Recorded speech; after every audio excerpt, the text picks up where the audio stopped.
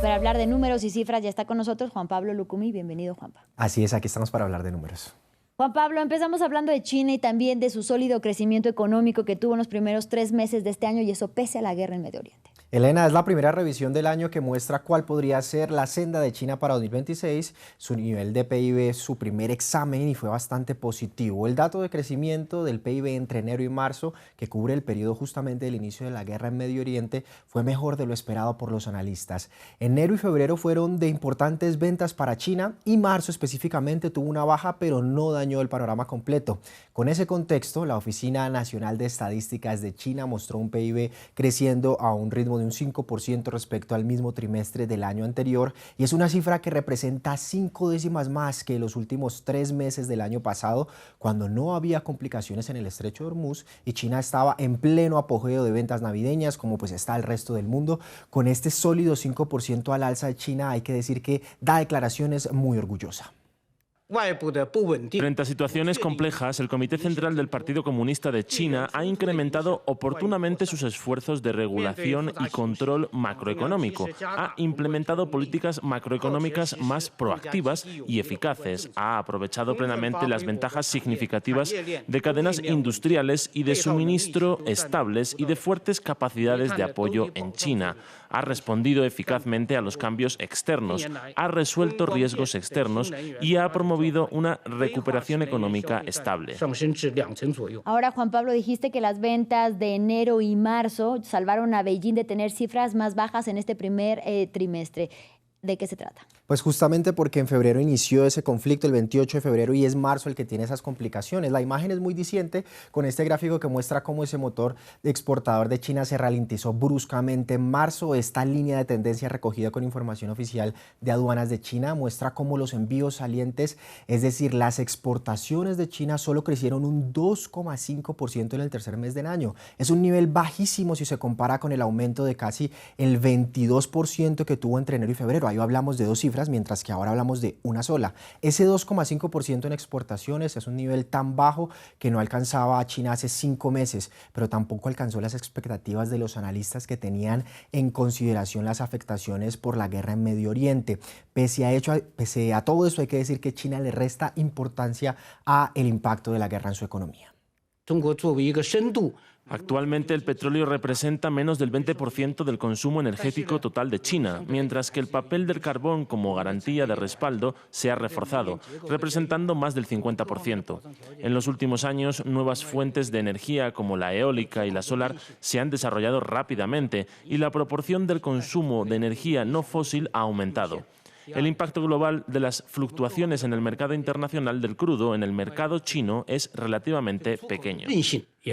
Juan Pablo, se trata de datos que de alguna manera respaldan el pronóstico del FMI para China al cierre de este 2026. Así es, hemos visto exportaciones, PIB y ahora esos pronósticos del FMI que pues, el Fondo Monetario Internacional espera que la economía china siga siendo resiliente y que tenga un potencial de crecimiento significativo frente al resto de las economías pese al conflicto en Medio Oriente. La misma líder del FMI, Kristalina Georgieva, señaló que la guerra en esta parte del mundo ha dado un duro golpe a la economía global, con los mercados energéticos y las cadenas de suministro gravemente afectados, especialmente como resultado de la interrupción del largo estrecho de Hormuz, un paso, recordemos, marítimo vital que se ha convertido en un punto focal del conflicto.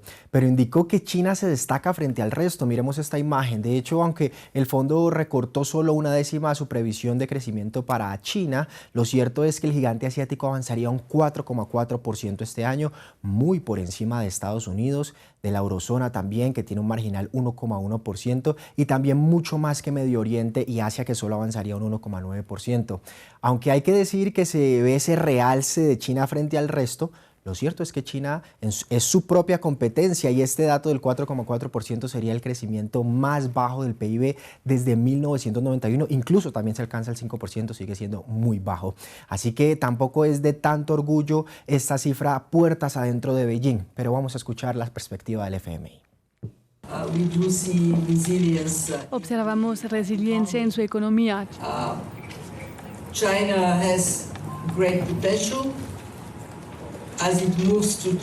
China tiene un gran potencial a medida que transita de un modelo de crecimiento dependiente principalmente de las exportaciones a uno orientado al consumo interno, pasando de los bienes a los servicios. Esto puede impulsar significativamente su economía. Y ahora vamos a Estados Unidos porque ante las quejas de la población por los altos costos de los combustibles, el gobierno se lanzó a dar una fecha exacta para ver cómo los precios de las gasolinas disminuyen. La gasolina es el talón de Aquiles de Estados Unidos en esta guerra. En la sala de prensa de la Casa Blanca, el secretario del Tesoro Scott Bessent fue abordado por los periodistas que querían trasladar la preocupación de los ciudadanos sobre este asunto. Y titubeando un poco, Bessent dijo que espera que los consumidores estadounidenses vean los precios de la gasolina de nuevo en torno a los $3 tan pronto como para el verano. Escuchémoslo. El presidente Trump dijo que cree que nos acercamos al final. Estados Unidos cumplió con el alto el fuego.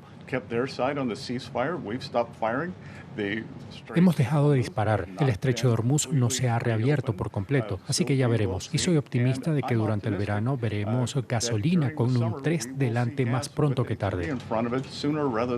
Juan Pablo, y es que Estados Unidos ya está en niveles récord de los costos de las gasolinas y esto enoja principalmente a un sector de la población que votó por Donald Trump y a los que el magnate les había prometido menores costos de la gasolina. Así es, y le pasa factura a Donald Trump. Recordemos que el precio promedio nacional de la gasolina en Estados Unidos superó los $4 por galón en marzo, un umbral que no se alcanzaba desde 2022 en plena guerra en Ucrania y que refleja la creciente presión sobre los mercados energéticos globales. Y es que el aumento del precio del combustible no solo afecta a los automovilistas, expertos, por ejemplo, anticipan un efecto en cadena que podría encarecer bienes y servicios en toda la economía estadounidense al impactar todos los costos logísticos, desde la distribución de los alimentos hasta los envíos comerciales. Si revisamos el panorama completo, solo con corte al 31 de marzo, la Asociación Estadounidense del Automóvil mostró que el galón de gasolina regular se estaba en un $4,02, lo que representa más de $1 por encima del nivel previo al inicio del conflicto del 28 de febrero y además